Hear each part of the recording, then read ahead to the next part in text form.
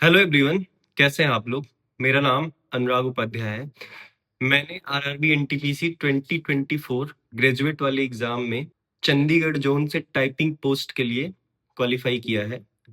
अभी 10 जुलाई को जो रिजल्ट आया जिसमें टाइपिंग पोस्ट की कट ऑफ्स को रिलीज किया गया। पहले तो 3 पोस्ट जो स्टेशन मास्टर, सीसीटीसी और ट्रेन मैनेजर की कट ऑफ है वो आई थी, बट अभी टाइपिंग पोस्ट की भी कट ऑफ आई।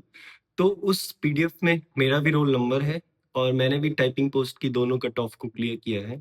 अब आप ये सोच रहे होंगे कि इस चैनल पे मैं क्यों ये बातें कर रहा हूँ। तो जो लोग भी ध्रुवेश सर को पिछले 1 साल से 6 महीने से फॉलो कर रहे होंगे, उन्होंने हर एक बार जब भी आरआरबी एनटीपीसी 2024 वाले एग्जाम का जो ग्रेजुएट वाला एग्जाम हुआ है, चाहे प्री हुआ हो, चाहे सीबीटी 1 हुआ हो, मतलब वही प्री, चाहे सीबीटी 2 हुआ हो, या टाइपिंग वाली जो थोड़ा सा हलचल हुई थी, जो टाइपिंग में गड़बड़ी हुई थी, हर बार उन्होंने एक जिक्र किया रहा होगा कि ये मेरे भाई का सीबीटी 1 का मार्क्स है, ये सीबीटी 2 का मार्क्स है, टाइपिंग ऐसे गड़बड़ हो गई, भाई की भी गड़बड़ हुई थी।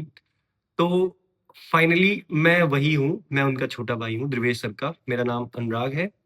और मैंने भी उन्हीं के दिखाए रास्ते पे चलते हुए, उन्हीं की गाइडेंस में आके आरआरबी एनटीपीसी का एग्जाम दिया था। और फाइनली अब पीडीएफ में नाम आ गया है। डीबी और मेडिकल के बाद अगर सब सही रहा तो ज्वाइनिंग भी हो जाएगी।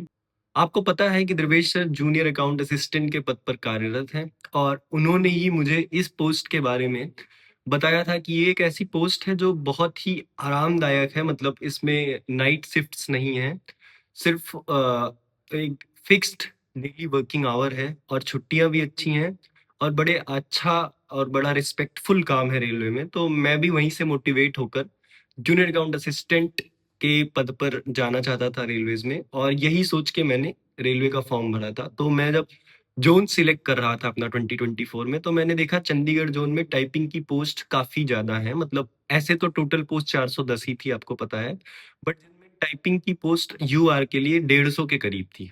तो मैंने वो जोन सिलेक्ट कर लिया था कि ताकि मेरा अगर रेलवे में सिलेक्शन हो तो मैं जूनियर अकाउंट असिस्टेंट वाले पद पर ही जाऊं। वरना मुझे थोड़ा-सा ये शिफ्ट वाली जॉब, नाइट वाली, डे वाली, जैसे स्टेशन मास्टर वगैरह हो गई, जिनमें शिफ्ट लगती हैं, ट्रेन मैनेजर हो गया, ट्रैवल करना पड़ता है, मुझे ऐसी जॉब्स पसंद नहीं है। फाइनली उसी के लिए हुआ भी है मेरा कट ऑफ क्लियर। तो हो सकता है जैसा सोचा था वैसा हुआ हो। अभी देखिए इस चैनल के माध्यम से मैं भी आप लोगों से जुड़ जाऊँगा। अभी मेरा डीबी होना है, मेडिकल होना है, सब सारी चीज़ की जानकारी आपको देता रहूँगा जैसे-जैसे जो होता जाएगा, फाइनल प्रोसेस तक क्या कैसे होता है।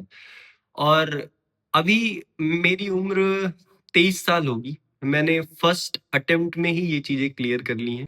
तैयारी कब से मैंने शुरू की, किन से पढ़ा था, क्या-क्या चीज़ें थी मेरी जर्नी में, और कौन से एग्ज़ाम्स मैंने क्लियर किए, और क्या-क्या चीज़ें हुई, सीबीटी 1 के मार्क्स, सीबीटी 2 के मार्क्स, नॉर्मलाइज़ेशन में कितना फ़ायदा मिला, टाइपिंग में क्या मेरा भी, जब 28 दिसंबर को टाइपिंग हुई, मेरी भी गड़बड़ हुई थी, क्या हुआ था? इन सारी चीज़ों को मैं आपको बताऊँगा, बहुत अच्छे से बताऊँगा और एक अलग सेपरेट वीडियो इसके लिए लाऊँगा। ये वीडियो एक इंट्रो वीडियो था कि आप ये जानो कि मैं कौन हूँ। अगर मैं इस चैनल पर आपके सामने दिख रहा हूँ, तो आपको ये पता हो कि मैं कौन हूँ और क्यों आपके सामने वीडियो लेकर आया हूँ। आगे से सारी अपडेट्स ये सब मैं भी दूँगा। ध्रुवेश सर भी कंटिन्यू करेंगे। मैं अपना अलग तरीके से बताऊँगा, वो अपनी चीज़ें अलग तरीके से बताएँगे। उनके जैसा गाइड कर पाना मेरे बस की बात नहीं है। वो सर हैं, आपके भी, मेरे भी भैया हैं, भैया से बात सर भी हैं। उन्होंने मुझे शुरू से ही गाइड किया है हर एक चीज़ में। ये तो एक कॉम्पिटिटिव एग्ज़ाम है जिसमें मैं आपको बता पा रहा हूँ, बाकी बहुत सारी चीज़ें हैं। 10th, 12th, ग्रेजुएशन और भी लाइफ़ में बहुत सारी चीज़ें उन्होंने मुझे बताई हैं और उनके ही दिखाए रास्ते पे चलकर ये जो कुछ भी है मैं कर रहा हूँ।